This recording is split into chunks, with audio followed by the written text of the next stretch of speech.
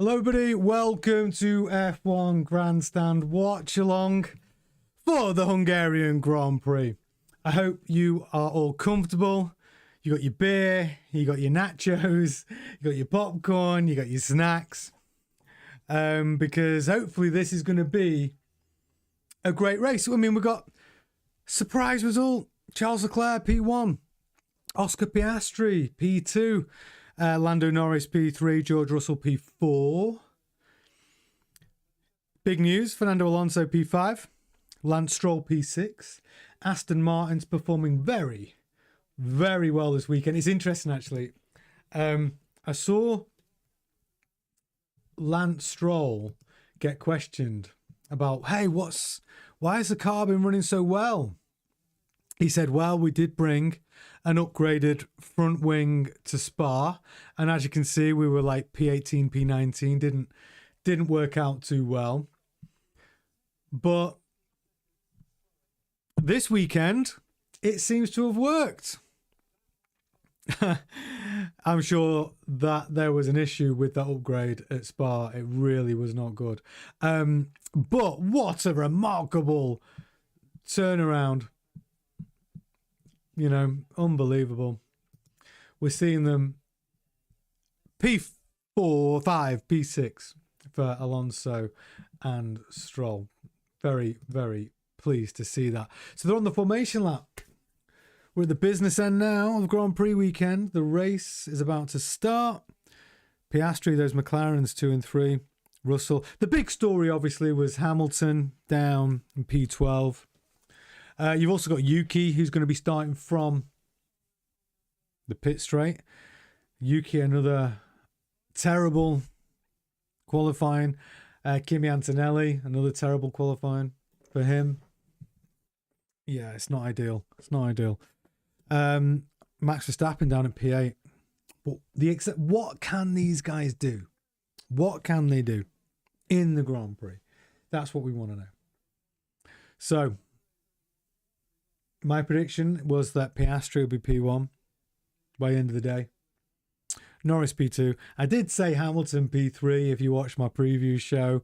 I might still be right with one of the Ferraris in P3, but it will be Leclerc, I think, not Hamilton. I like to call this the Poundland Monaco because it's incredibly difficult to overtake. It just hasn't got the walls that they've got in Monaco. And it's not got the glamour either. All Formula One's glamorous, but it definitely does not have the glamour of Monaco. Get in the chat, say hello. That's what it's there for. We can discuss ideas, discuss the action as it happens.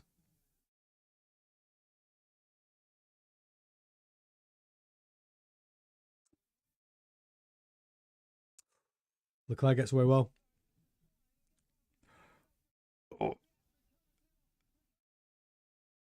Oh, go on. We've got George Russell moved into third.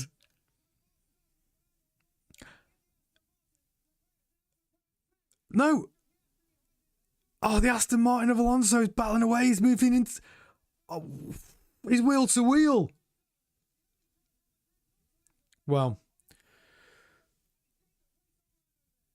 Wow. Horrible start for Lando Norris down in P5. Russell passed him. Alonso's passed him. Bortoletto looks like he's made a place. Brilliant, brilliant, exciting start to the Grand Prix. So we've got Lando Norris down in P5, I think. George Russell into P3. And Alonso moving into P4. Lando Norris P5. Lance Stroll looks like he's dropped a place, actually. I think he's down to P7. Wow. What a start. This place is notoriously difficult to overtake, but Leclerc's got away clean. Piastri all over the gearbox. But like I said, Piastri is my pick of the two McLaren drivers. He, I believe, will be world champion by the end of the season. What do you think? Let me know in the chat. But yeah, I do think it's going to be a Piastri world champion. And I do think he's going to be a multiple world champion. What do you think? I think he's the better of the two drivers. Obviously, I'm a Lando fan to an extent. But I do think, if we're being honest, Piastri is a slightly better driver. I'd love to know what you think. I think he's quicker. I think he's got that aggression that Norris doesn't really have. Leclerc pulled out a 1 second gap on Piastri. 2 seconds between Piastri and Russell. Alonso, I love to see him up there in the Aston in P4. So Russell 2 seconds behind the leader, Piastri 1.2. So there is actually a 1 second gap between Piastri and Russell. I do think George Russell is a great driver though. Getting the maximum out of that Mercedes. Speaking of Mercedes, how's Antonelli doing? So Antonelli, terrible qualifying yesterday, qualified in P15. He's actually made 2 spaces. He's up now to P13. Hamilton, we know, qualified P12. He's in P14. He's lost 2 places in these first 3 laps. But he's running a different strategy. Look, Hamilton is on the hard tyre. Hamilton, he's going to be going for a one-stopper. He had to change. He had to do something different, though, right? When you're down in P12 in qualifying, you have to try and make up some places with your strategy. So if he's on a one-stopper, who else is on a one-stopper? Gasly's on a one-stopper. So Hamilton's going to be driving a different type of race today. He is going to try to manage those tyres as best he can and see if he can turn something around here. From like I said, he qualified P12. He's down in P14 behind Antonelli. Best of the rest, well, Bortoletto in P6. He qualified P7, so he's up 1 spot. Max Verstappen qualified P8. He's now P7. Stroll, it has dropped down the field from P6 to P8. Alonso, Norris has passed Alonso now, so Alonso's holding his qualifying position, P5. Clean start. We haven't lost anybody. So clean start to the race.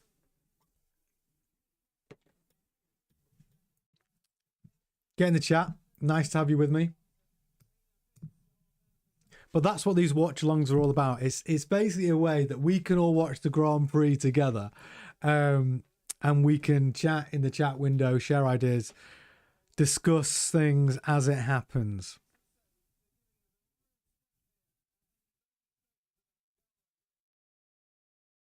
So Bortoletto and Max are battling it out.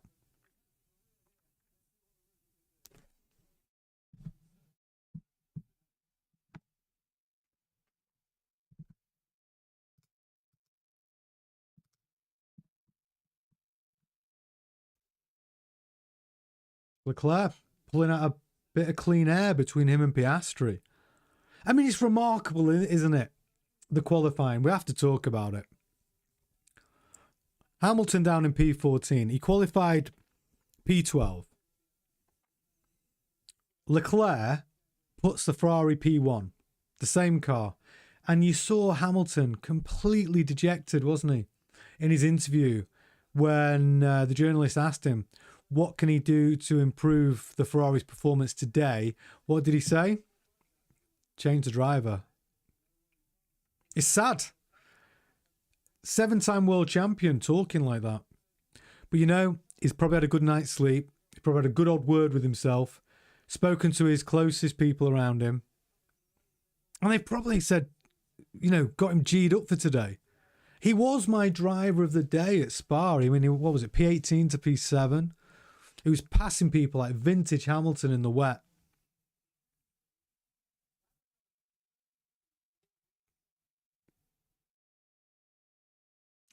Do you see that start? Piastri blocking off Lando. Lando losing 2 places on that first lap. Piastri showing some moves there, I think. Showing why, in my opinion, he is the #1 driver in that McLaren team.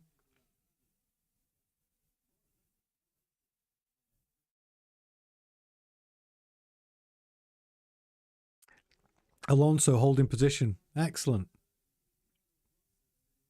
Russell moving into P3. I mean, that Mercedes has not looked balanced all weekend. But, you know, George Russell, I talk about it a lot. To be George Russell and to extrapolate the maximum performance out of that Mercedes, he deserves his contract extension. He deserves his 30 mil a year. And honestly, what was Toto thinking?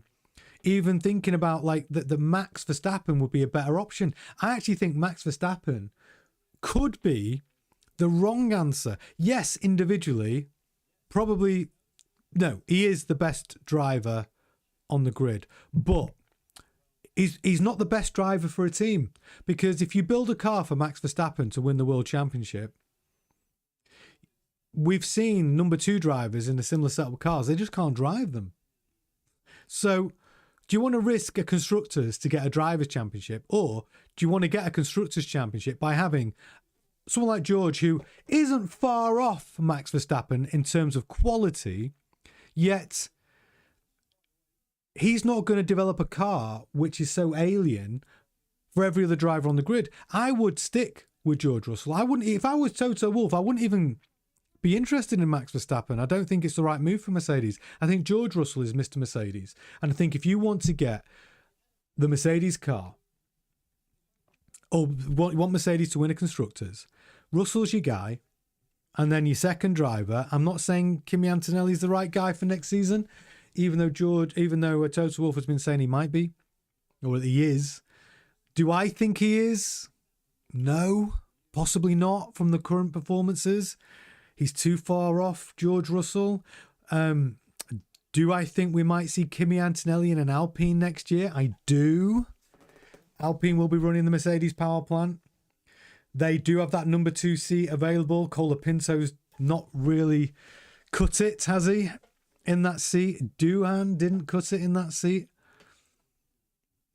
Could I see Antonelli in that seat alongside Gasly? Because don't forget, next year it's a whole new platform.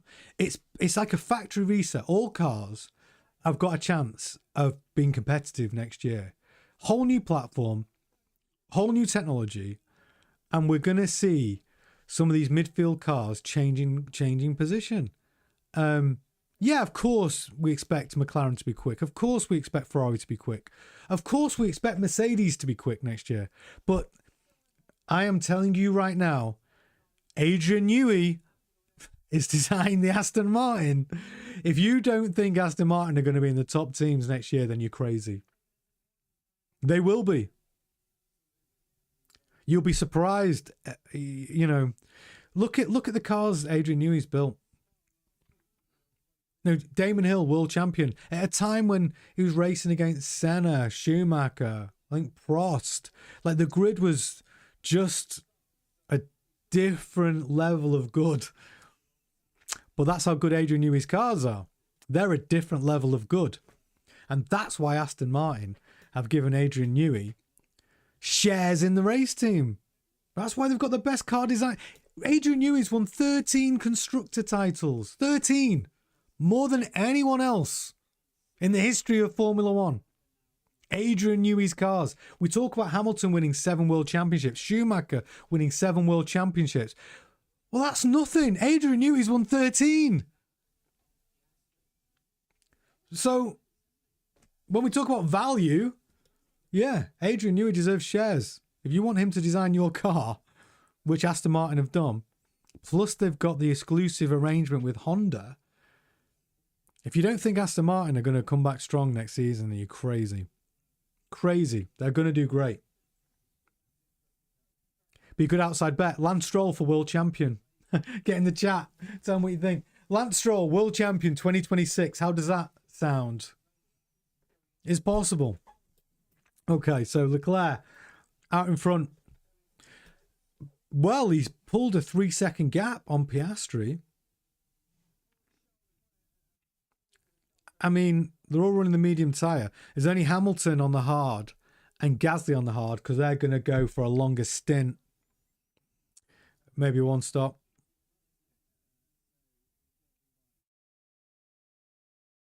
Well, they have to, don't you? If you're down at the back of the grid, you have to change your pit strategy to try and compensate and to make places. This track is notoriously difficult to overtake on.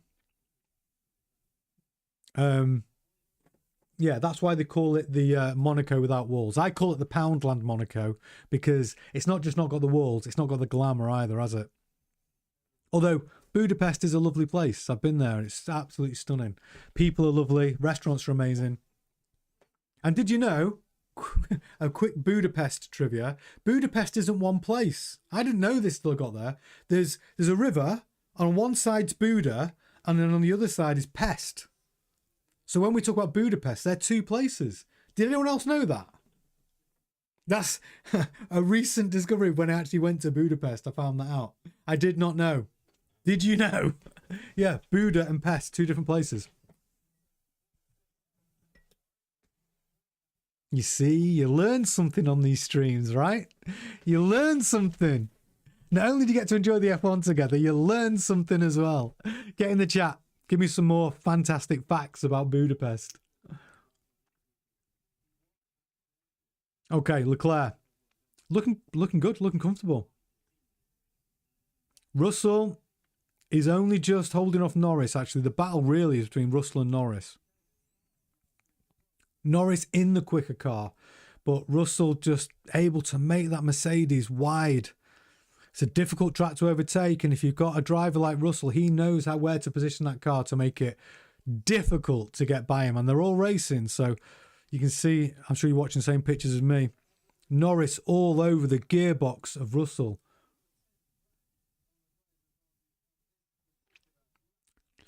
But, you know, Russell is slowing down Norris because allowing Piastri to get away. Piastri is eating into the gap now between him and Leclerc.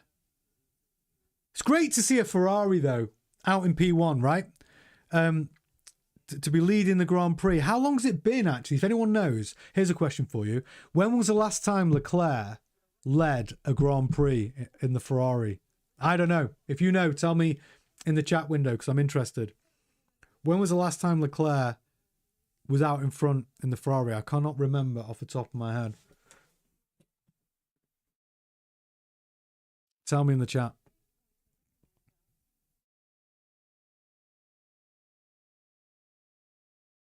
Alonso still holding position, holding P5. Bortoletto in P6, just 0.6 behind Alonso. Verstappen P7, he's managed to make one spot. Stroll has slid down a little bit. He was P6, qualified P6. He's now running P8 behind Verstappen.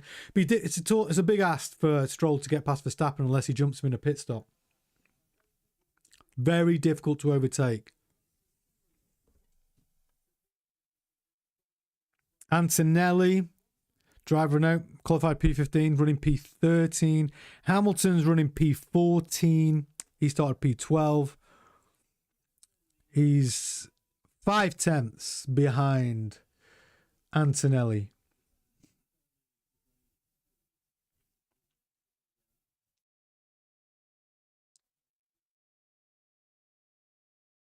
So lap 12, long way to go. It's a 70 lap race. Get comfortable, get your legs, get your feet up. That's what I need. I need a little footstool. I could just put my legs up on my desk.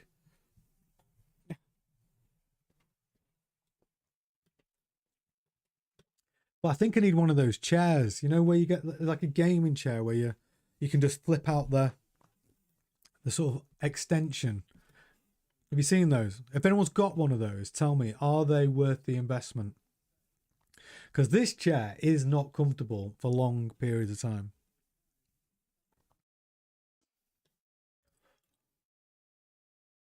Okay, they're showing us up. Showing us the start again.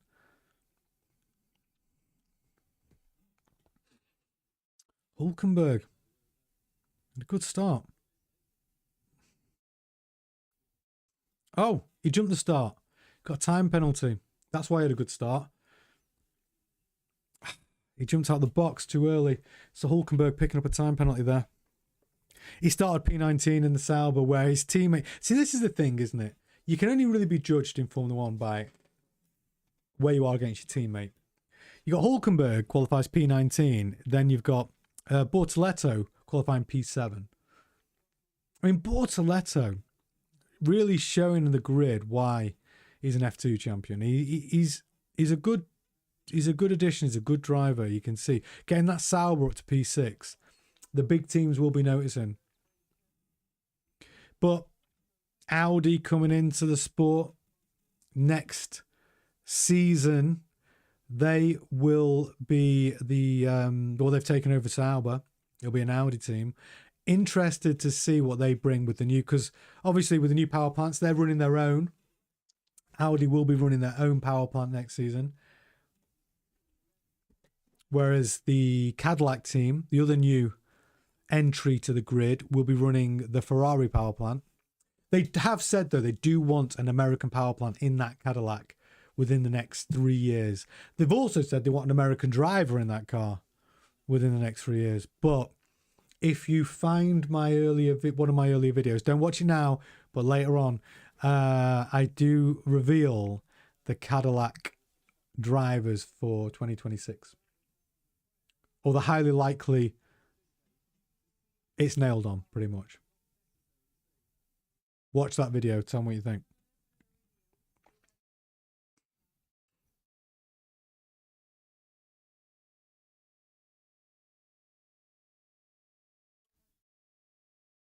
Okay, fairly uneventful race so far. Yuki Tsunoda, terrible qualifying performance.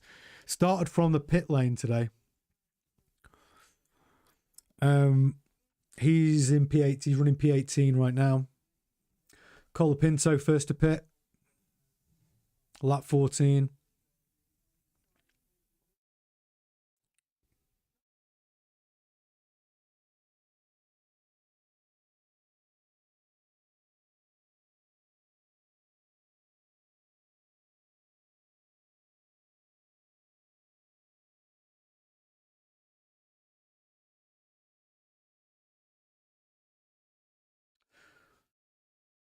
Oh, that's the only problem with this track.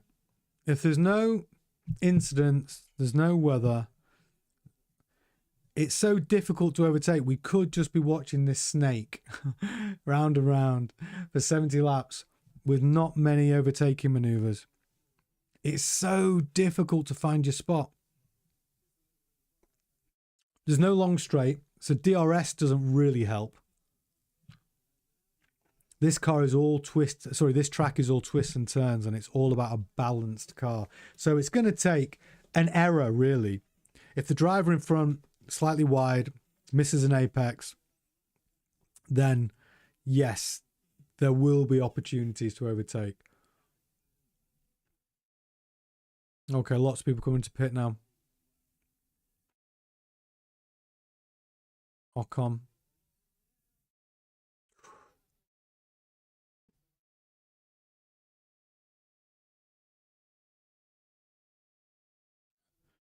Albon.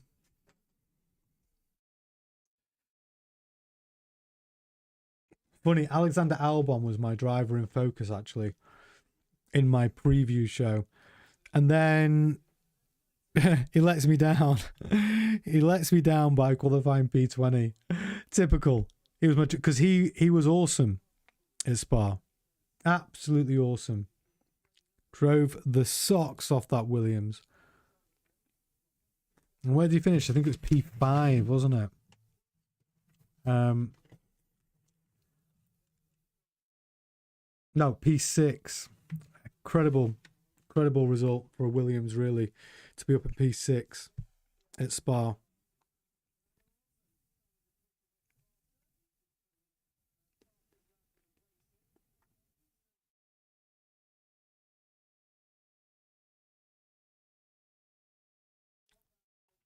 So the two drivers on the hard tyre have benefited from that first round of pit stops. We see Hamilton into 13th. He started P12, by the way, so he's really sort of holding around the same position. P12, he's in P13 right now. And Gasly, who started P17, has benefited the most because Gasly is up to P14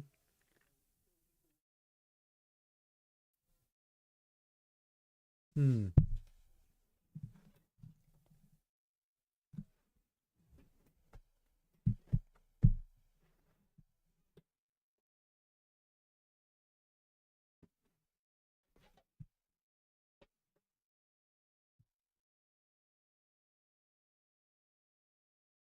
So Leclerc, quite comfortable out in front at the moment.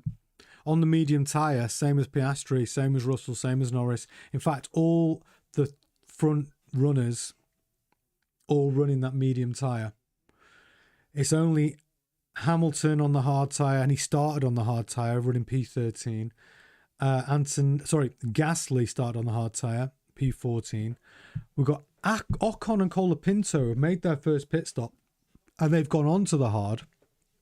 They're running P19, P20. Pit strategy will come into this race because it's such a difficult lap to overtake. A lot of the movements will be from the pit strategy, and if there are any incidents, that's what's really going to determine a lot of the changes in position during this race. But we're all in it together. We're going to try and make this fun and interesting, because at the moment it's been fairly uneventful.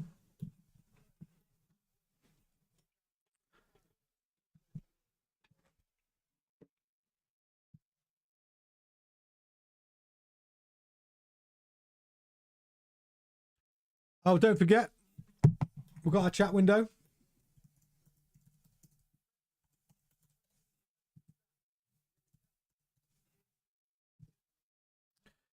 Get in the chat. Tell me your thoughts. Obviously, the big conversations are Hamilton, how he was so dejected after qualifying, putting that car on P12 when his teammate put it on pole. What do you think that means for Hamilton's future? Do you think it's just him getting to grips with the car, or do you think it's something more? You know, I hate to say it, but is he past his best, or are we yet to see his best? Get in the chat. Tell me your thoughts.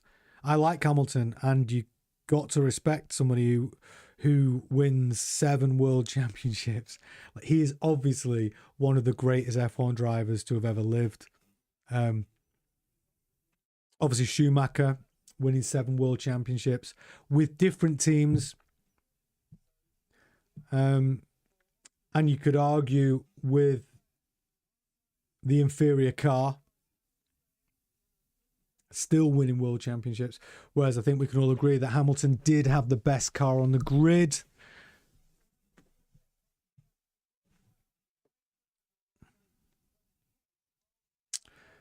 But that's one of those pub chat debates that could go on and on and on. Because I still think the greatest driver to have ever lived is Senna, you know. And he didn't win 7, did he?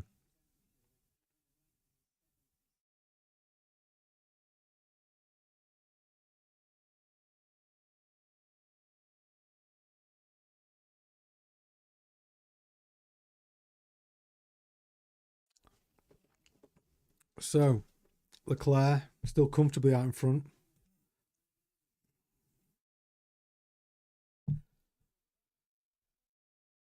So, since Russell has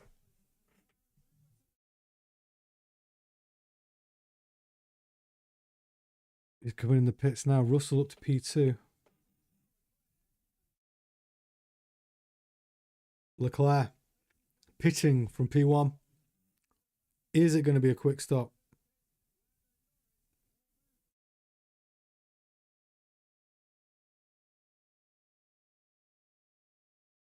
Russell falling into the pits. Quick stop by Mercedes. So Leclerc out of the pits in P3. Alonso currently running P2 on that medium tyre. I expect we'll see Alonso pitting next lap.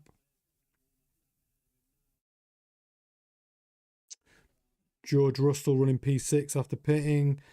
Bortoletto running P5, still needs to pit.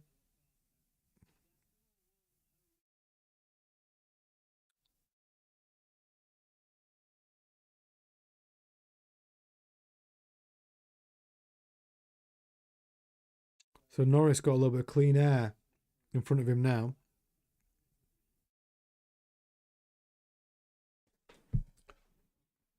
A little bit of clean air. Can he make up some seconds or tenths before he has to come into pit?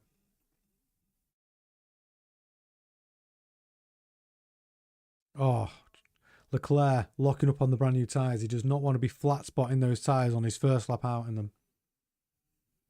That's not what he wants to be doing.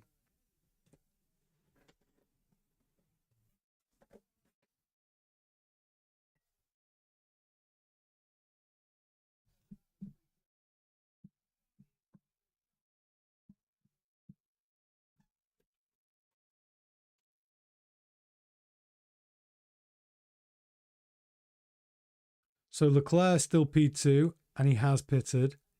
Norris yet to pit, P1. Alonso yet to pit, P3. Piastri on the hards, he's pitted, he's in P4.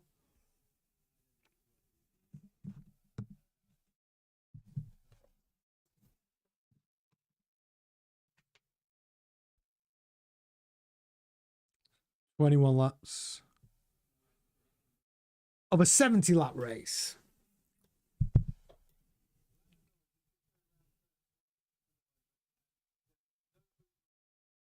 Thing is, though, they do need to do something about this, though, don't they? Like, you got 24 races. Like, as fans, we want races where we see overtaking, don't we? We want races where we see them battling out. We don't want to just see, you know, the qualifying positions become the race positions. We want drama, which was why I was so furious with the officials, the FIA, for not allowing the cars out to race in the wet at Spa, because that's the one time that you can see it's about the driver more than the machinery. And it's when we get those moments in Formula One that are magical, when a team does the impossible, outperforms the other teams because their driver is able to show what he's made of in the wet, where bravery matters, where skill matters, where it matters way more than the car. So yeah, you know, those wet races, we cannot allow the FIA to stop the wet races. We definitely cannot do that. Everyone's still in the race, though. All 20 drivers still there.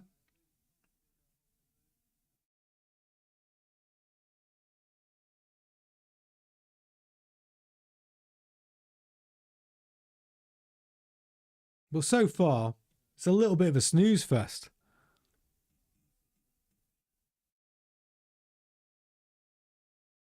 Alonso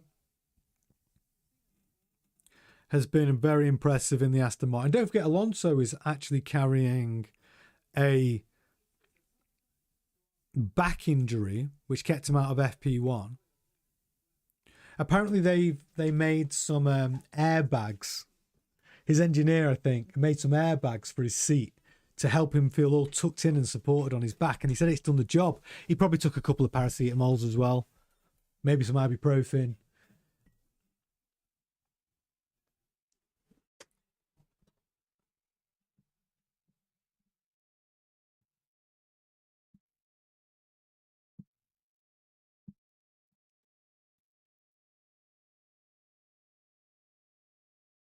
Isaac Hadjar running P10.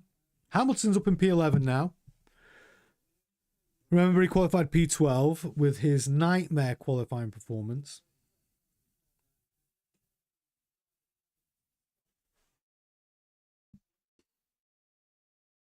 Yeah, yes, Gemma. I couldn't agree more. Nice to have you in the chat. A double X. Do you know what? It's funny. You know, it's a double espresso. The amount of times I've embarrassed myself and said espresso. I don't know why. It's a mental block. But you know, and you ask for an espresso, and people are like, what? You mean an espresso? No, I mean an espresso. Yeah, I've done that before. It's very embarrassing. I obviously know it's espresso, but maybe I'm nervous in the coffee shop when I order it and I've asked for an espresso. But yes, you're right. A double espresso for this race. Oh, wheel to wheel. Verstappen has gone past Gasly. P13 to P12. I think that might be one of the first overtaking moves I've seen during this Grand Prix coverage. Verstappen running P12 on the hards. Past Gasly. Gemma says, what you... total ick, espresso. Yeah, but people say it sometimes, right? By accident. I think it's the nerves when you're at the counter. Come on. There's no way I'm the only one to have called it an espresso instead of espresso by accident. There's no way I'm the only one. But yes, on this coffee chat, coffee, mainlining some coffee might make this more fun. Or beer. You know. Maybe beer or vodka. Because so far... Oh, that's my timer saying, wake up from such a boring snooze fest Grand Prix. We need a little bit more excitement. But yes, Gemma, an espresso. To be honest, espresso is not my coffee of choice. Good old coffee chat. Espresso is not my coffee of choice. I happen to like a good old, either a cappuccino, as boring as that is, or I do like a latte with a shot of gingerbread syrup. Very popular at Christmas, I know, but that is a nice coffee. I'm sure everyone else is going to get in the chat now and tell you what their favourite coffee is, Gemma.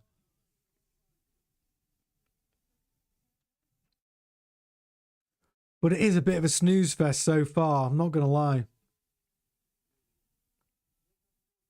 We've got Norris currently out in P1, Leclerc P2 on the hards, Piastri P3 on the hards, Russell P4 on the hards. Russell, again, I've spoken about it earlier on. You cannot be upset with how he has been driving that Mercedes this season. Without a shadow of a doubt, Russell has made that car look better than it is. Kimi Antonelli not really getting to grips with it, to be honest, over the last 7 races. Where's he running right now? So we've got Antonelli. Oh, he's down in 19th on the hard tyre. Just not putting in a good enough shift, Antonelli, at the moment. All that pressure for an 18-year-old. Like I said, I'm the first to say it. I'm the one that's been banging this drum. Unfortunately, I don't wish it on him. But we might not see Kimi Antonelli in a Mercedes next year. We may see him in an Alpine. You heard it here first. According to my man Tubby George, my man on the ground, he said it's highly likely that we see Kimi Antonelli in an Alpine next year. Remember, you heard it here first. Okay, so we've got what's going on in the mid-team with the mid-teams. Lawson, P8. Lance Stroll, P7. So the best of the mid-teams right now, Aston Martin, they've come with a good upgrade, new front wing, working very, very well. Actually added a lot more balance to that Aston Martin, which is why we saw Alonso qualify P5, Lance Stroll P6, with only 100th of a second between them.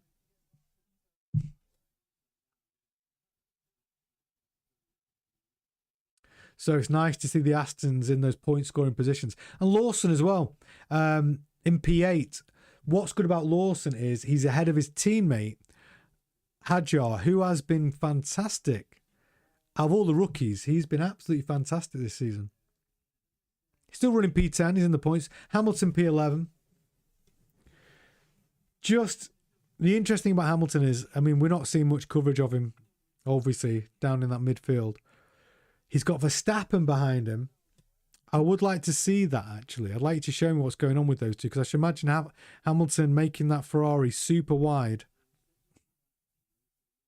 And there it is, right? That Hamilton up. It's a very close in this midfield. So Gemma's asking about Lewis's comments yesterday. Well, yeah, just I'm sure you've seen it, but yesterday when Lewis put that Ferrari P12 and Leclerc put that Ferrari P1, after qualifying, a journalist said to Hamilton, what improvements need to be done for the car for tomorrow? And Hamilton responded with the comment, it's not the car, it's the driver, change the driver, which was actually heartbreaking, really. But what else can he say when his teammate puts that car P1? What else can he actually say? You know, as a driver, you have to beat your teammate, and he is not doing that. Leclerc has been consistently outperforming Hamilton. I'd say there's 3 to 4 tenths behind them, between them consistently. So when Hamilton was asked about qualifying yesterday, what he can do to improve the car, change the driver, I think actually that's exactly how he was feeling. You know, he sees his teammate put the same car P1 and he puts it P12. It's exactly how he's feeling. So Gemma was asking about that, and she said, midlife crisis or crisis of confidence. Definitely Hamilton is doing some soul searching right now. You know, you're a 7-time world champion. You honestly go from believing you are the greatest driver that's ever existed in the sport to then getting beaten by your teammate, going to Ferrari and all the pressure of that. Yeah, he is going to have a confidence crisis, but not just that. He's going to have I say a midlife crisis because he will be asking himself those questions. Is my age playing a factor in my performance? Of course he's going to be asking himself those questions because his younger teammate is outperforming him. So yeah, he'll be asking himself those questions.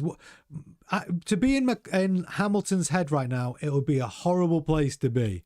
I can tell you that.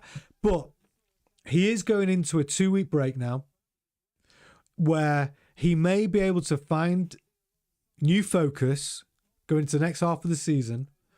But yeah, being in Hamilton's head right now will be horrible. Well, you might have done it yourself when you play any sport or even at work, or where you just lost your way and you are looking for those reasons, especially when you've been a performer in the past.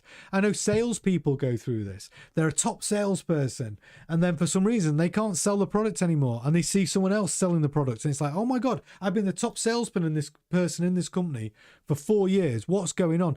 And that confidence kicks in. You can't do your job. It's exactly the same for Hamilton. It doesn't matter what your job is. If you underperform, all of those questions, all that negativity creeps in, and it's only a strong mentality that can turn it around. And it's about flow, isn't it? When you're in your flow and things are going well, everything seems easy. But for whatever reason, that flow is interrupted and it's not going your way. It's all about mindset. So yeah, Hamilton will be going through that in a big way right now. What do you think? Tell me in the chat. Do you think it's over for Hamilton, or do you think it's just a confidence crisis? We're going to see him come back after the break with a better understanding of the car and with a different type of mentality, because he's got to work with that team, and you know that's part of it. Yes, true, Gemma. Demons come out when you're not on your game, 100%. When you're not in your flow state, and for a driver, you need to be in your flow state. I mean, we all need to be in our flow state, right? God, this is getting very spiritual. I sound like a guru. We all need to be in our flow state. Ooh. But it's true. Get in your flow. And it helps you be successful. It is true.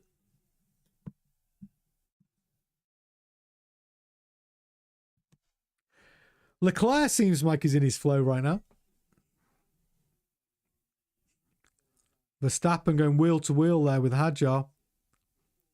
Is Hadjar really racing him though? And that sister team in the Racing Bull? Really? I'm not sure he is. So Norris out. P1, lap 31. Leclerc on the hard tyre, P2. Gemma, maybe he needs to meditate. One thing I know about Lewis Hamilton is he does meditate. Norris in the pits. Leclerc back in P1. Piastri P2. You know, we could see Piastri attacking Leclerc in a couple of laps. He's 1.4 seconds behind. Russell P3. 8.5 seconds behind Piastri now. But he has a gap between him and Norris of 7 seconds. Well, Gemma, yeah, maybe Hamilton, maybe he should take up yoga. It wouldn't surprise me. Hamilton seems like the sort of guy that does yoga. He might do yoga. I don't know. We'll ask him. I'll ask him next time I see him.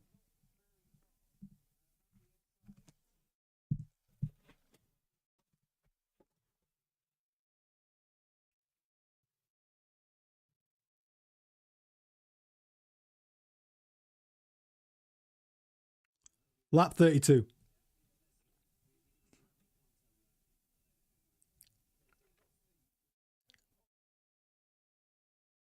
So Leclerc's tyres, 12 laps. Piastri's tyres, 14 laps. Russell's tyres, 12 laps. So Norris, obviously, gone out on the hards. He's in P4.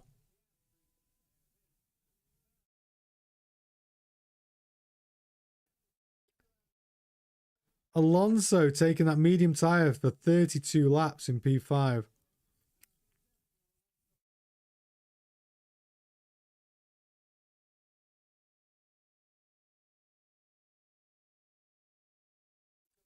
So the one-stop strategy is, I actually think, is a good strategy.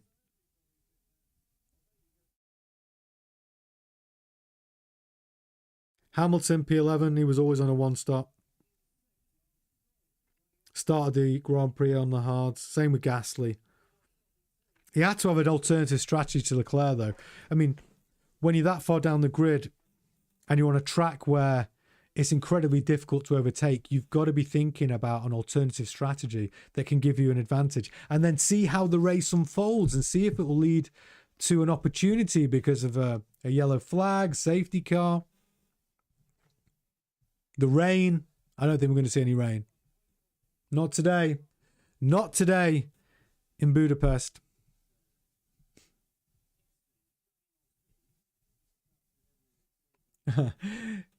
Gemma saying he needs to sage. You're talking about Lewis. Yeah, he needs to sage his car. Maybe that's what he needs to do.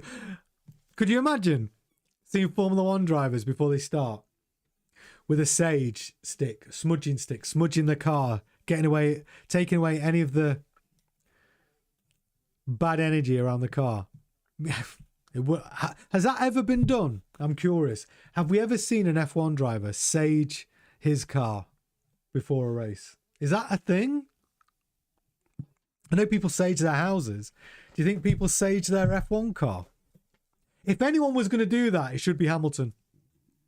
Excuse me, it should be Hamilton. If that becomes a thing in F1, I'm here for it. I'd like to see it. Hamilton saging his Ferrari, trying to get rid of the bad energy.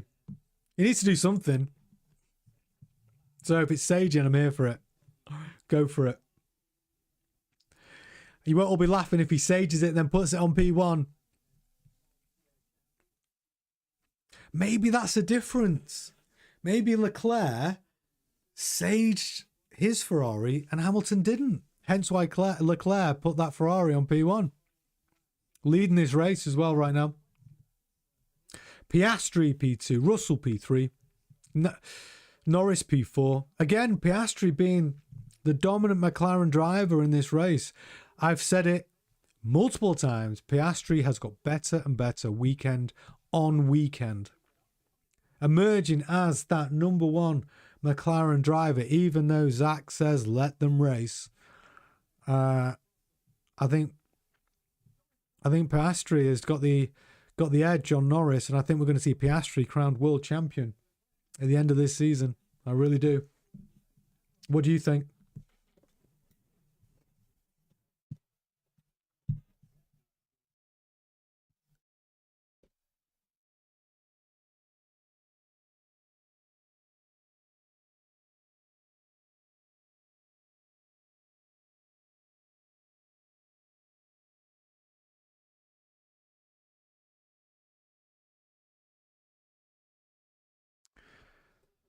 I don't think he'll get to the end of the race on that tyre though.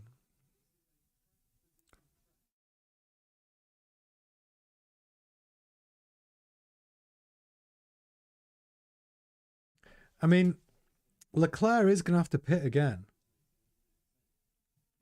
Norris isn't. So Piastri is going to have to pit again. Norris, this is going to be tight at the end, but that's the only way we're going to see movement in this race because it's so difficult to overtake. We are going to see the order change through pit stop and strategy, or if there's an accident and the safety car comes out, we just don't know how the next 30 laps will unfold. But at the moment, it has been a snooze fest. Honestly, the chat about coffee's been more interesting. It is nice to see a Ferrari out in front in P1. But yeah, this has not been an exciting race at all. Hamilton moved that Ferrari P10. He's behind. Oh, he couldn't hold off Verstappen. Verstappen's now in P9. Hamilton in P10.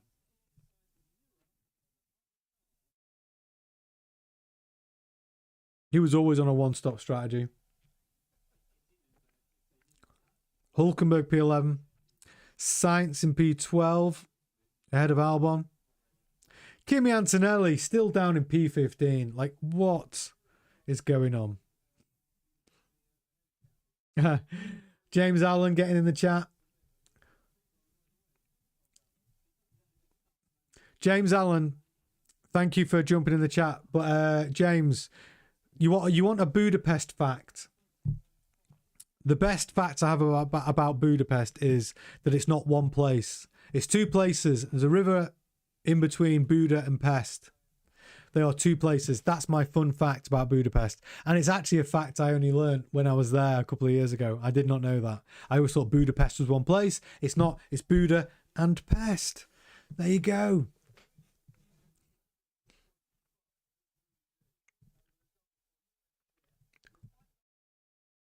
And now I can see there's some chat going on in the chat window about what is the best driving song.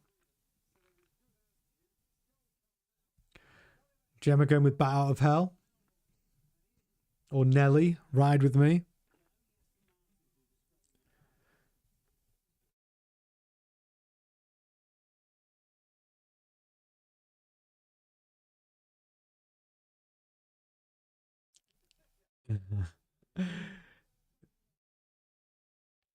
They're so funny. The chat window is funny. Get involved. Join these two in the chat. Gemma and James talking about the best driving songs. If I was an F1 driver, though, as much as I needed to communicate with my team, I do feel I would like some driving songs played to me. It'd be great. I'd love that. I should imagine someone like Valtteri Bottas has got an amazing playlist. I get the feeling it's like country and western. James going with Baby You Can Drive My Car by the Beatles. Baby, you can drive my car. Baby, I love you. Do, do, do, do, do. There you go, James. That's just for you. A little rendition. I'm sure you enjoyed that.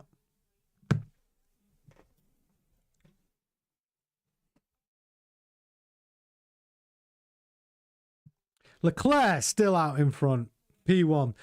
But we can all agree this has been a boring race.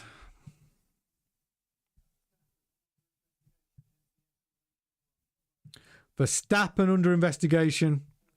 I wonder if he has any more hand towels in his car.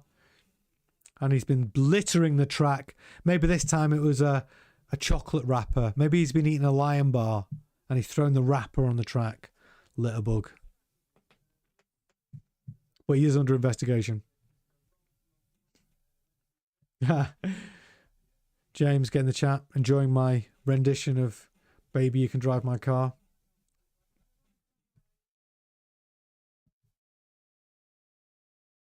Gemma, she drives me crazy, me fine young cannibals. Classic driving tracks. The Aston Martins are still doing very well. It's good to see. I like it. I like to see the Astons in a competitive car. Alonso still P5. Stroll dropped down to P12. Next year, though, we are going to see a different Aston. The Newey, Adrian Newey Aston. Looking forward to that.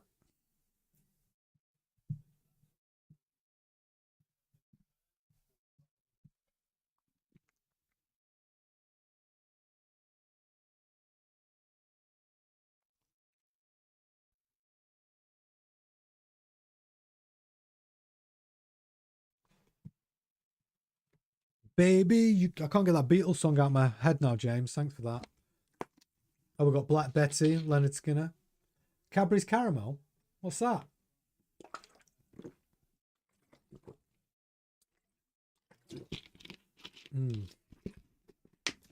I really should put my water in a glass. Nobody wants to see me drinking water out of a plastic bottle, do they?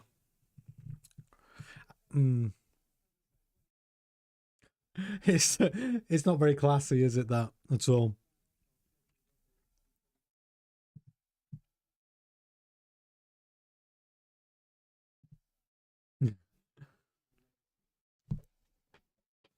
Lap 40 now.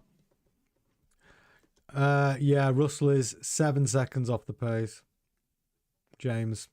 But, you know, to have that Mercedes in P3, you can't take anything away from George Russell. He has maximised the performance out of that Mercedes every time he's in that car. Totally deserves his new contract. Totally deserves his 30 mil a year. Leclerc in the pit. Piastri now, P1. He's not going to make it to the end on those hards, though, I don't think. He is going to need to pit again. Norris, P3. Russell, P2.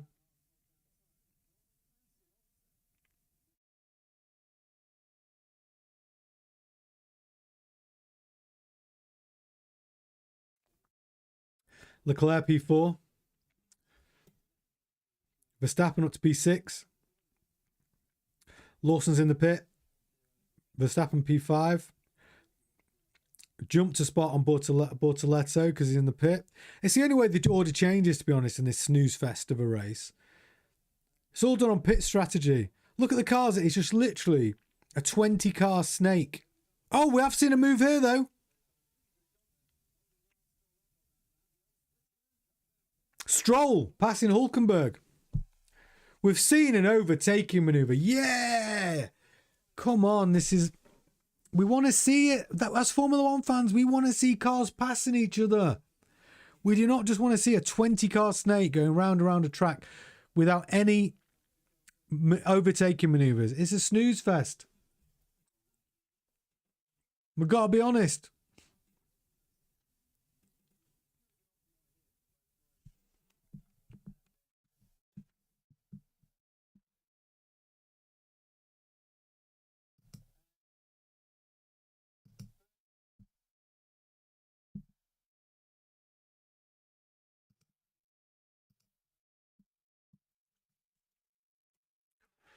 Okay,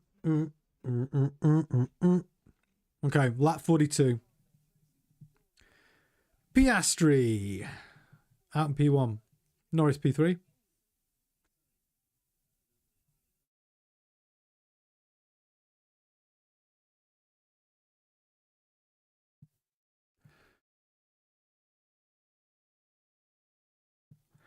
So Verstappen, considering going to the end of the race on that set of hards, he's currently P5. It's not. I don't know how he's going to make those tyres last till the end.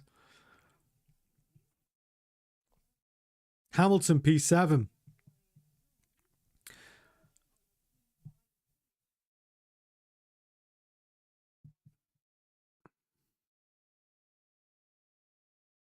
Leclerc P4.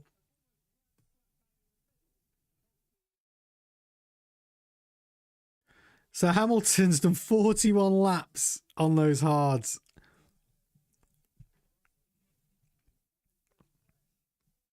In P7.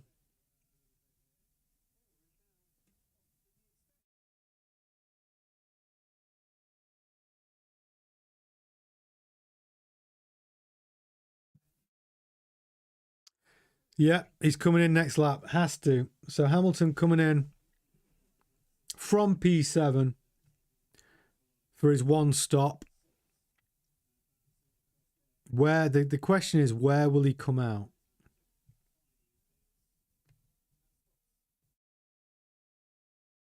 It's quick. It's a good stop. But he's coming out P14. P16. There will be other drivers in front of him there which will need to stop. Lawson P9. Stroll P8. Alonso still P6. So that's both Aston Martins in the points. That actually was my prediction if you watched my preview show.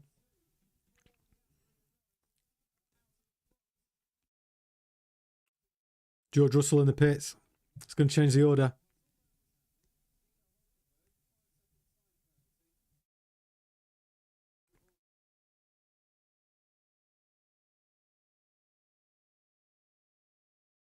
You know, when you bite the inside of your cheek, I've done that. And I've got this little sore bit right there. Yeah, I bit the inside of my cheek. And honestly, every time I talk, it rubs on it and it's super annoying. But like, you ever done that? Where you just by accident bite a big chunk out your cheek?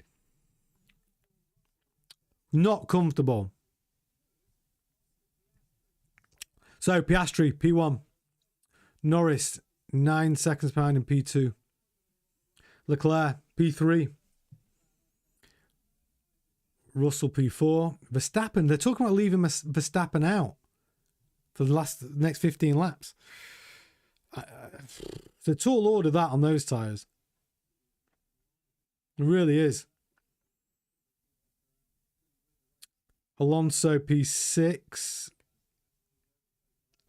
Both Aston Martins in the points today. Definitely the best of the rest.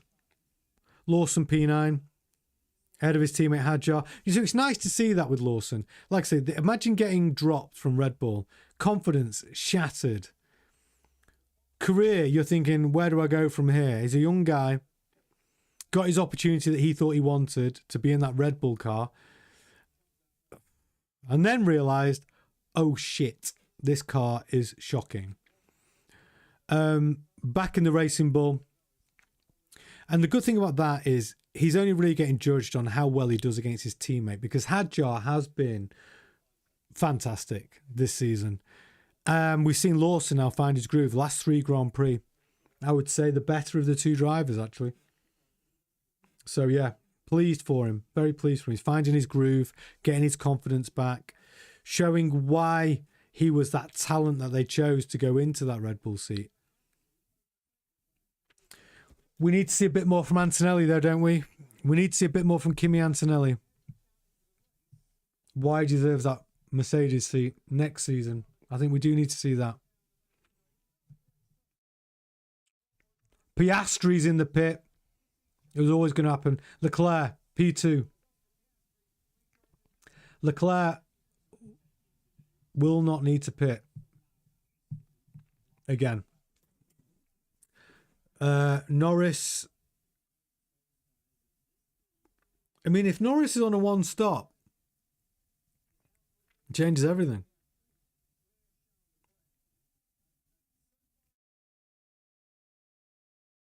$24 laps left.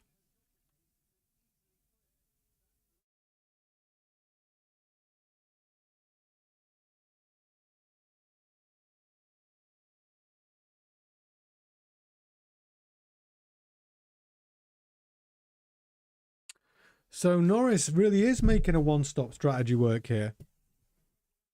He's out in front. He's done his stop. I think he's about 6 seconds ahead of Leclerc. Piastri P3. Just go show Norris has done a good job today. Team's made some done a good job because he's 7 seconds ahead of Leclerc. And he doesn't need to stop again. Unless those tyres go off in a big way. Because Leclerc's on the hard tyre. He's obviously going to make it to the end of the Grand Prix now. And he is on new rubber now. Will it make it exciting in the last few laps of the race where we could see Leclerc challenging Norris? The only problem is, what we all know, is that this track is horrendous for overtaking. We've not seen any overtaking maneuvers, have we, on this track? Boring. Snooze fest.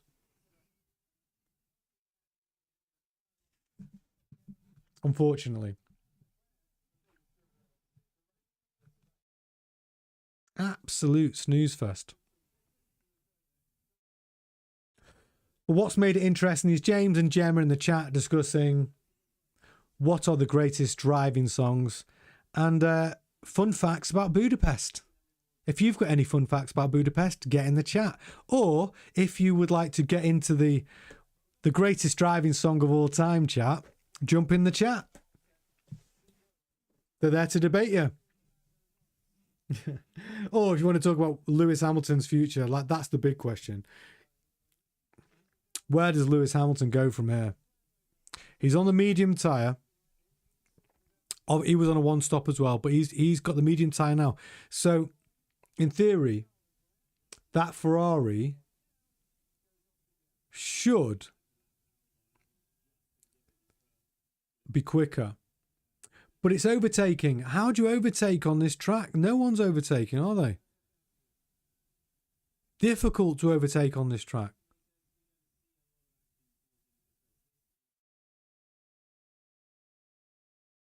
Leclerc, though, to get a podium in this Ferrari is phenomenal, really. I'm sure it'll be like rubbing salt in the wound to Hamilton, though, who's down in P15 at the minute. What can he do in the final third of this Grand Prix, the last 22 laps? Can Hamilton recover from this? Mentally, seeing his teammate up there at the top, fighting, winning pole, fighting, to win the race. And then Hamilton's down in P15.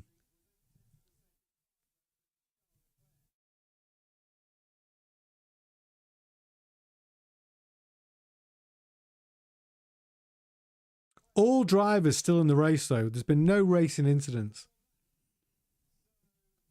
No safety car. No yellow flags. No weather. And in Hungary, if you have none of those things, then God, it's boring.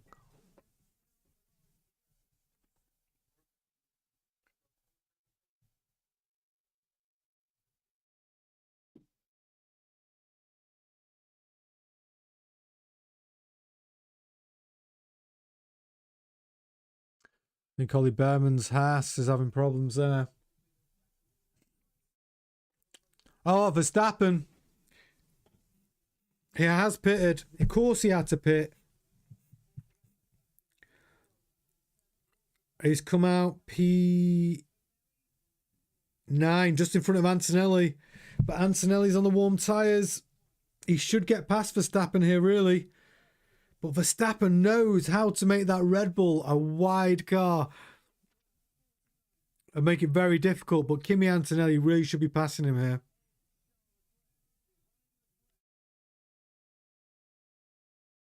Antonelli P10, just not good enough. Verstappen on new rubber now. Tyres warm, pulling a gap. P9 for Max. He qualified, what, P8? If you just joined us, welcome to the stream for one of the most boring Grand Prix of the year. We've made it fun, though. If you get in the chat window, we've been talking about the ultimate driving song. Fun facts about Budapest. Get in the chat. Get involved. James and Gemma making it funny. My question was a lot more serious. What's next for Hamilton? That was my question. That was what I would like to see discussed in that chat window. But this is your community. I'm just here to facilitate.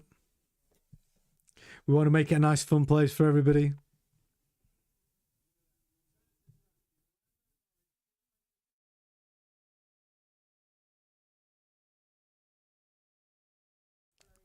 So Norris, he's looking good here now, actually, to be fair. The one-stop, he's making that one-stop strategy really work.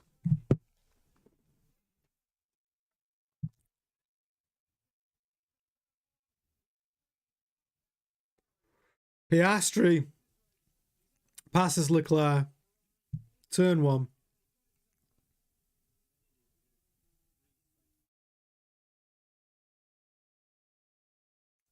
I have to say, I think that was always going to happen. If you look at my prediction for the race, it was always going to be McLaren 1-2. I thought Piastri 1, Lando 2. And then I said Hamilton 3, P3, but the wrong Ferrari. Should have been back in Leclerc. But I did think that Ferrari, we were going to see a big improvement from the Ferrari this weekend. And we have, haven't we? You know, they're really making those upgrades, really getting them dialed in, or Leclerc is. Not so much Lewis. Not so much Lewis.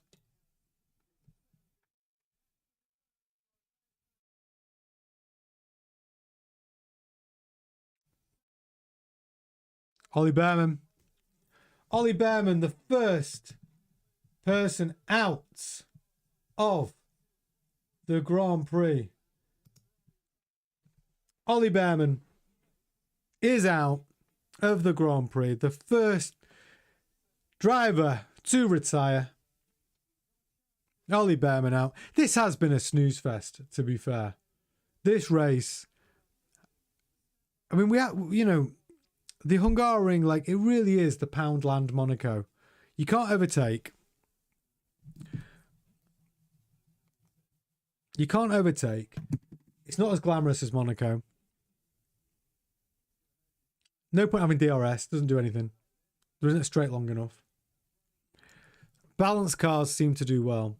But it is a bit... Just watching 20 cars in a snake really only passing each other through pit strategy is not what we want as Formula One fans, is it? You know, we want edge of your seat action. We want to see overtaking. We want to see drama. As much as I'm happy for Alonso up there, P5, you know, we want to see action. And that has not been the case today. But there you go. Ollie Behrman, the first car out of the Grand Prix. Which means we get to run our little graphic.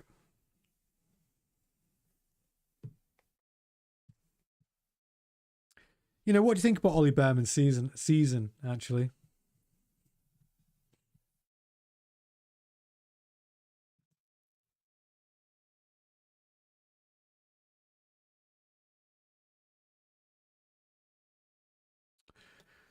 So, Norris leading the Grand Prix. Yeah, Gemma, you're right. Toodaloo, Ollie. Toodaloo, Ollie. I know who you're quoting there. Toodaloo. Yes, what do you think about Ollie's season so far? Rookie season in Formula One. In the Haas. I think he's done all right. He's done pretty well.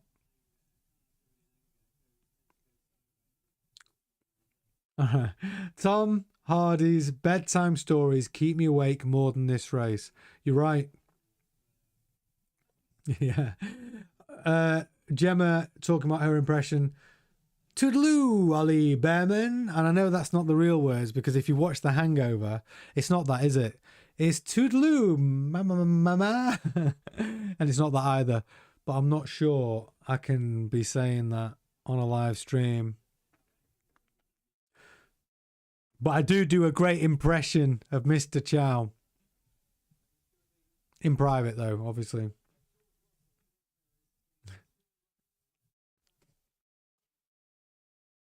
Okay, Norris, P1, Piastri, P2, Leclerc, with a very respectable P3. If he puts that Ferrari on a podium, I think he's done well. Hamilton down in P12. Just 15 laps of this snooze fest left. The most boring Grand Prix of the season. Let's stop having Grand Prix at tracks where there's no overtaking. Like, we don't just want to fill 24 races if there's no... if they're not the right races. I'd rather have 20 exciting ones than 24 crap ones. The cars do need to be... I think next season with the new technology and with the energy boost button, these semi-electrified Formula One cars next season with a new platform. See, what we want is one of those buttons. You know, like, you ever used to play Mario Kart? Well, when you played Mario Kart and you got a boost and it would shh. Like, hopefully with the electrification, we will actually see... it's a bit like going over one of the arrows in Mario Kart. We'll really see a boost that's more effective than DRS. Because we can't be watching this. The only way cars pass each other is through pit strategy. Oh, we cannot have a Formula One season like that. We need these boys to race. I mean, McLaren have been super dominant this year, you know. And it's, you know, and if a team is dominant, they deserve to be out in front, obviously. But we do want to see overtaking. We don't just want to see teams passing cars through pit strategy. It's dull as, isn't it? Lawson, though, deserves a shout out in P8. Stroll P7. Alonso P5. Those Aston Martins do deserve a big mention. 2-point scoring drivers for Aston Martin would be a fantastic result today. Big improvement. That would be a big, big improvement. But again, this race has been dull as, hasn't it? No freaking overtaking. No excitement, no drama, no wet weather. It's just been about pit strategy. So Leclerc running P3. It is nice to see a Ferrari up at the top. Russell, again, great job in that Mercedes. I think P4 flatters the car. Antonelli down in P10, not good enough. I did say if Antonelli finishes in the points, he'll go into this break with some positivity. But Kimi Antonelli, the weight of the world on his shoulders in a subpar Mercedes car. if they've rewound some of the upgrades which have really made that car worse, then we might see a better Mercedes after the break. But we do know there are no major upgrades coming for that car. In fact, for most teams, we're not going to see any new upgrades. It's just the drivers are going to be racing in those cars as they are, really. There might be some variables, some tweaks, but nothing good. So what does that mean for Aston Martin, who have come back with a big upgrade, which has made a big difference to the car? Well, we might see them more competitive now, between now and the end of the season. Scoring points, they may become best of the rest. I don't know. Lawson up there, P8, ahead of Hadjar. You know, that's good. That's what we want to see. Lawson coming back from that bitter disappointment of losing his Red Bull seat.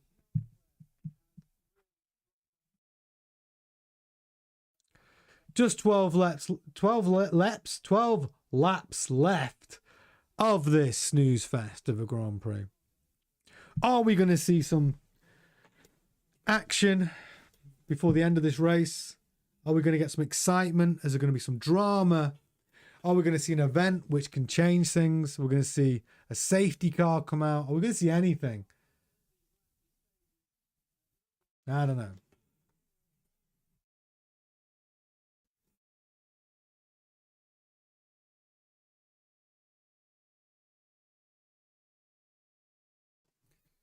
Leclerc got George Russell. So the excitement might come for P3, right? We've got Russell all over the gearbox of Leclerc.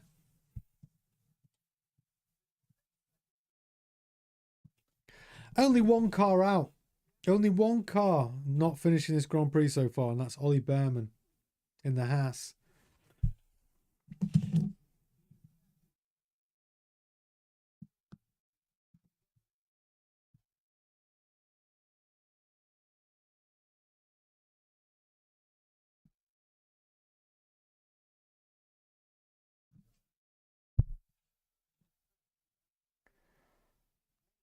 So Hamilton closing in on Hadjar.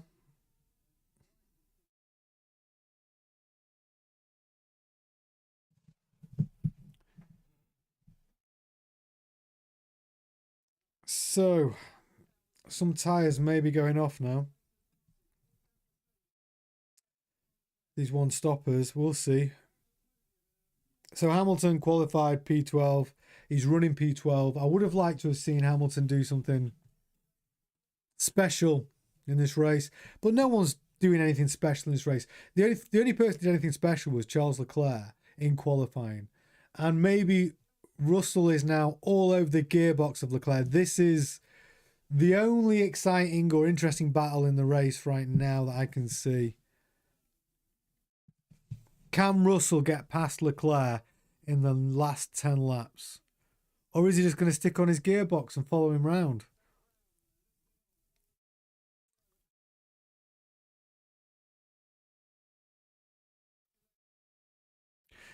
You know, the commentators are trying to create some excitement. There's 10 laps left. Norris, Piastri.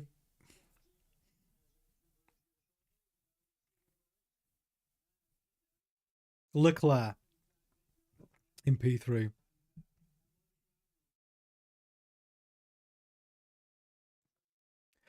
Gemma says she'd rather play Scalextrics and watch this. Yeah. Or maybe playing Scalextrics whilst watching the Grand Prix. This Grand Prix. Because honestly, so Piastri looks like he'll be on the gearbox of Norris within 5 laps.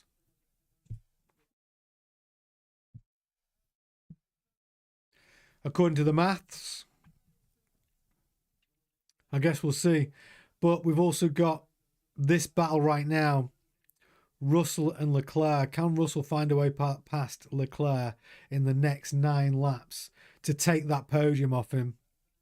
Or can Leclerc make that Ferrari super wide for the next 9 laps. I mean, be a great result for Leclerc this and Ferrari to take P3. Obviously, qualifying P1, you want to win the race. I get it. But we've got to be realistic about where Ferrari are at. Oh, George! He's down in turn 1. That's really one of the only places to pass on this track.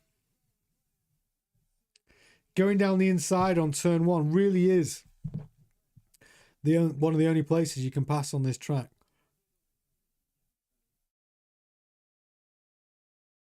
So Russell having a look there, having a little nibble, diving in, couldn't quite make it work. But that is the battle that's going to provide any sort of excitement in this race in the last 9 laps.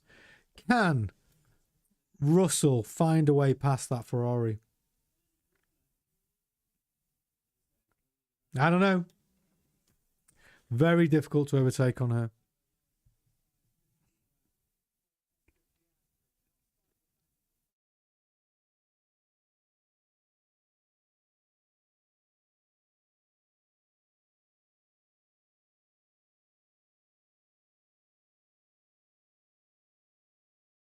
Russell moaning about that move, actually, that he just tried to pull on Leclerc, saying that Leclerc was moving under braking. What he's basically saying is that Russell's basically saying there that he had the line and then Leclerc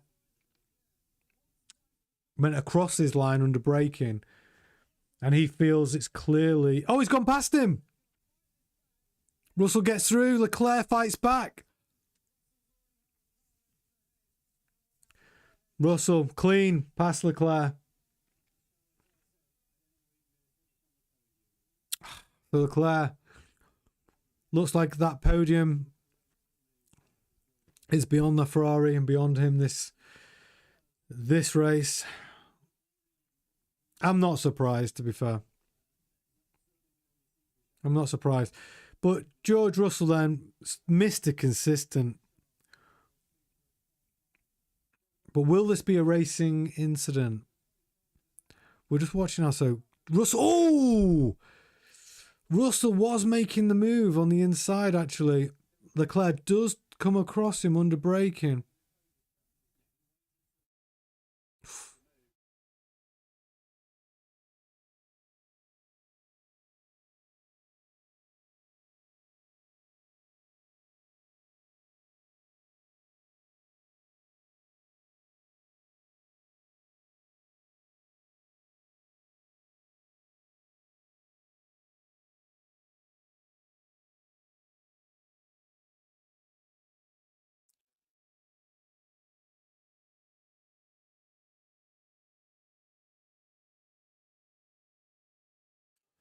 So, the big battle between Mercedes and Ferrari for third. Russell has passed Leclerc, creating some clean air between him and Leclerc already. 2-second gap. He can't go any further than that, though. I mean, he's 21 seconds behind the McLarens. But the McLaren gap is only 1.5 seconds between Norris and Piastri. So, the only real battle left is the Norris-Piastri fight at the top. Are they going to allow Piastri to pull a move on Norris? He's a faster car.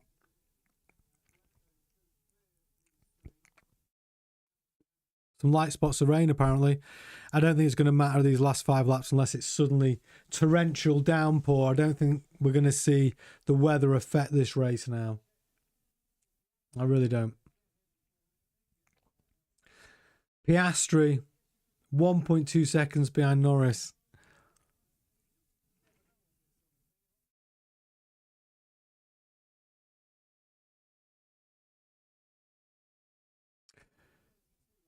Yeah, Gemma and James, I couldn't agree more. This has been a boring race.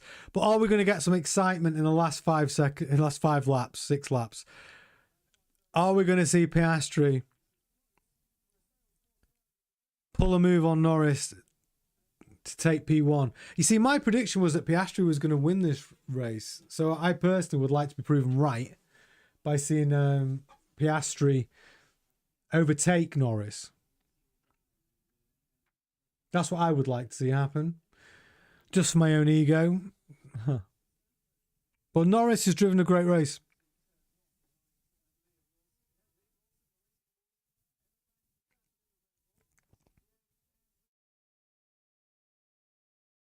Wow.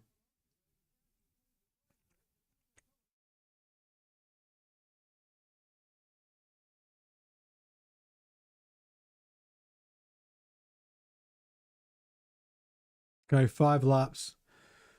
My gosh. The dullest race of the year goes to Hungarian Grand Prix.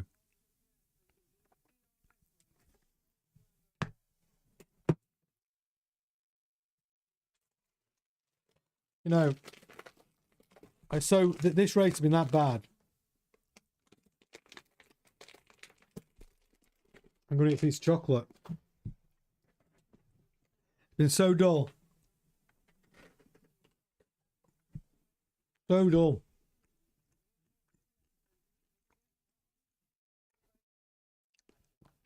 Like literally, Hamilton qualified P12. He's in P12. We're not seeing any battles.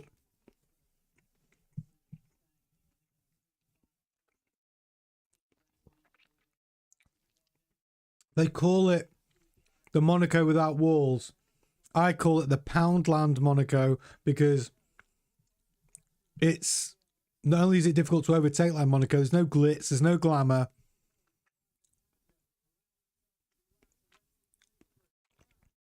So it's Piastri and Norris now. Piastri is on the gearbox of Norris. This could get exciting. Last 4 laps. Come on. Give us something. Give us some drama.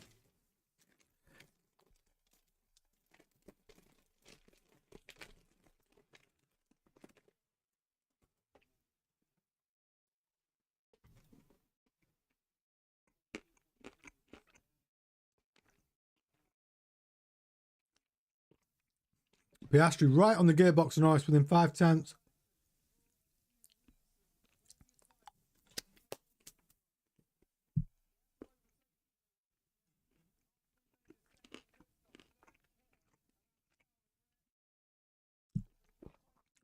Do we think there's going to be some team orders to hold position? Or are they going to let Piastri, who is the quicker car, fight for that P1 in the last 4 laps? Make it exciting for us. Come on.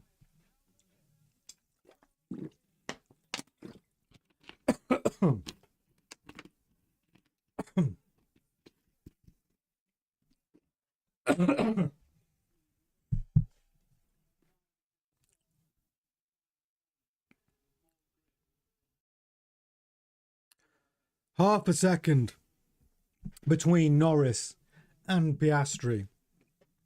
Give us something. Show us something, Piastri. Oh. I need to decide who I'd give driver of the day to.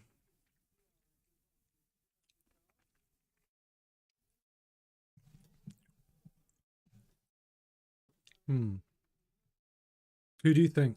Who do you think deserves driver of the day?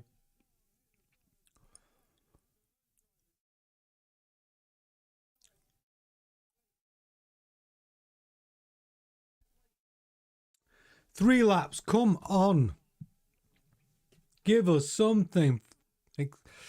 Piastri's got to make a move now. 3 laps. He's definitely got the pace. He's definitely quicker.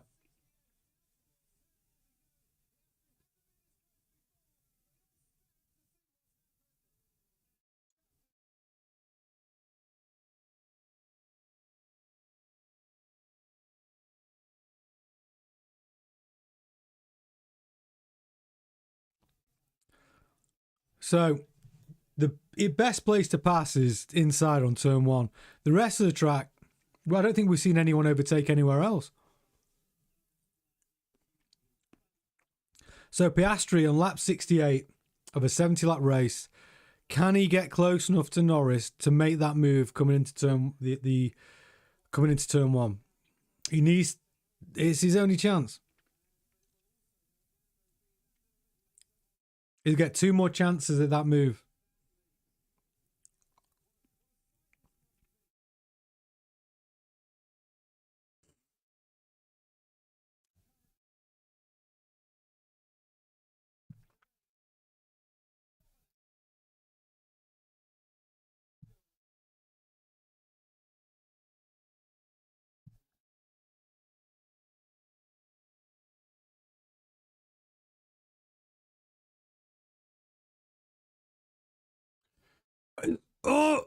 Oh, he locks up. Oh, Piastri. Locking up into turn one. Now he's going to have his flat spots on his, definitely on his front. I can't see him getting past Norris now. They're not going to allow them to race to the point where they can touch. There's no way.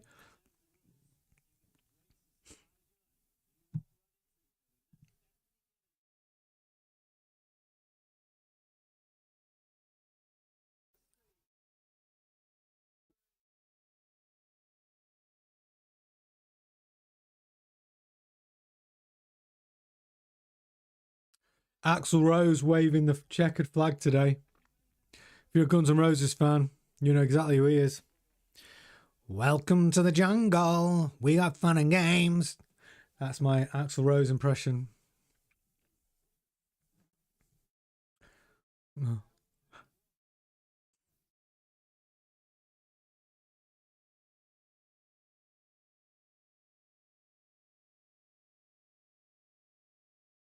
Oh, Oscar. The faster car, but track position goes to Norris. He really wants to get past him, but where do you pass? If it's not on the inside of turn one, where do you pass on this track?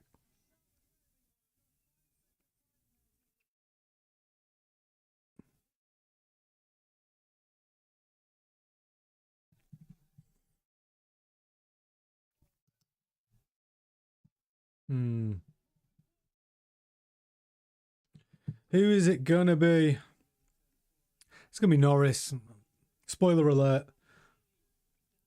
I don't know where he's going to find... Piastri's going to find a spot to pass her.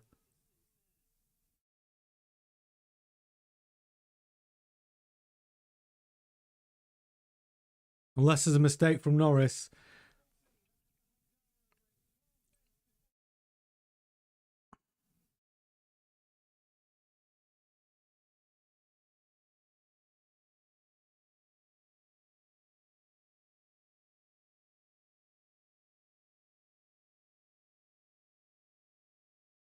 Okay. Lando Norris takes the checkered flag. He takes the checkered flag. Are we surprised? No. Did we see much overtaking throughout this race? No. Should the Hungaroring be a circuit in the F1 calendar? I don't know. Because that was freaking boring. And I'm sure you'll agree. But congratulations to Lando Norris on taking the win. And I'm going to round up by saying who am I giving driver of the day to. So I think they deserve it. It's as much for the team as it is for him. The oldest guy on the grid, Fernando Alonso, came into this race with back problems. But to put the Aston Martin P5, I think is phenomenal. When thinking about the last race, he was down in P19, P20, something like that. Awful anyway. But there you go. To get the Aston Martin. And also special mention to Lance Stroll, P7. 2 point scoring drivers today for Aston Martin. So driver of the day, your guy and mine, Fernando Alonso. Congratulations, Fernando. I know you're a big fan of the show. I know you'll be watching this as soon as you get in. He loves it. So, Fernando Alonso, driver of the day. Congratulations, buddy. So, that's it. for the Grand Prix watch along, the snooze fest that is the Hungaroring and the Hungarian Grand Prix. Lando's your winner, Piastri second, Russell third. That is 2 hours of my life I'm not getting back. Ta-ta.